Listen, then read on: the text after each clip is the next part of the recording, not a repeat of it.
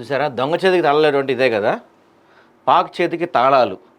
ఐరాస ఉగ్రవాద నిరోధక కమిటీలో ఆ దేశానికి కీలక పదవులు అంటండి. ఇంతకు మించిన కామెడీ ఇంకేమైనా ఉందా? అసలు ప్రపంచంలో ఎక్కడైనా సరే ఉగ్రవాదం అనే పేరు వినపడితే ఫస్ట్ మనకు గుర్తొచ్చే కంట్రీ ఏదైనా ఉందంటే అది పాకిస్తానే. అలాంటి పాకిస్తాన్ చేతికి ఇప్పుడు తాళాలు ఇస్తున్నారంట.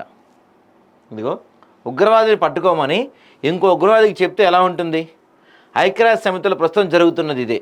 ప్రపంచంలోనే ఉగ్రవాదానికి కేర్ ఆఫ్ చిరునామాగా అందరూ భావించే పాకిస్తాన్కు ఆ ఉగ్రవాదులను కట్టడి చేసే బాధ్యత ఐక్యరాజ్య సమితి అప్పగించడం ఇప్పుడు అందరినీ విస్మయానికి గురి చేస్తుంది. అట్లుంటుంది మన పని, వీళ్ళ పని. Osama bin Laden, Hafiz Saeed, Masood Azhar, Mullah Omar లాంటి కరుడుగట్టిన ఎంతో ఉగ్రవాదులు ఆశ్రయించిన పాకిస్తాన్ ఇప్పుడు ఐరాస భద్రతా మండలి ఉగ్రవాద నిరోధక కమిటీ వైస్ చైర్మన్గా ఎంపికైందంట. అంతేకాదు, తాలిబాన్ల ఆంక్షల కమిటీ పగ్గాల ఆదేశంగా దక్కడం ఇప్పుడు అందరినీ విస్మయపరుస్తుంది.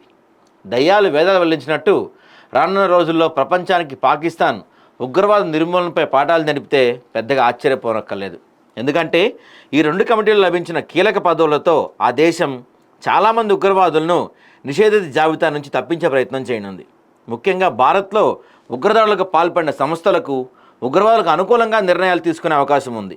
అంతేకాదు, భారత్ నిరుగున పెట్టే అవకాశం కూడా ఉంది. గతంలో 4 హిందువులను ఉగ్రవాదుల జాబితాలో చేర్చేందుకు పాకిస్తాన్ తీవ్రంగా ప్రయత్నించింది. మిగతా దేశాలు ఆ ప్రతిపాదన వెనుక కుట్రను గమనించి తిరస్కరించాయి. మళ్ళీ అలాంటి ప్రయత్నాలకు పాక్ పాల్పడే అవకాశాలు పుష్కలంగా ఉన్నాయి. మరి మన వాళ్ళు ఏం చేస్తున్నారు? ఇక్కడ మోడీ ఏమో విశ్వ గురువు అని చెప్తారు, వరుసగా ప్రపంచంలో మనకేమో ఇట్లా ఎదురు దెబ్బలు తగులుతున్నాయి బయట.